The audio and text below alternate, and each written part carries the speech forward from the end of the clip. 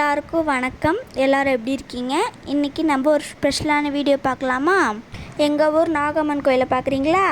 ஆடி மாதம் ஆனாலே நாகம்மன் கோயிலில் திருவிழா ரொம்ப விசேஷமாக நடக்கும். இங்கே நாகம்மன் மட்டும் இல்லை, சுற்றி வரத்துக்கு இன்னும் நிறைய சன்னதிகள் இருக்குது. விநாயகர், குரு பகவான், அம்மன், ஆஞ்சநேயர்,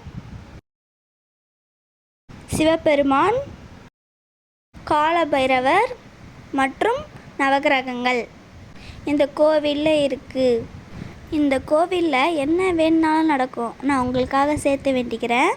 இவங்க தான் நாகம்மன். எவ்வளோ அழகாக இருக்காங்க பார்த்தீங்களா? இவங்கள பார்க்கறதுக்கு 2 கண்ணும் பத்தாது.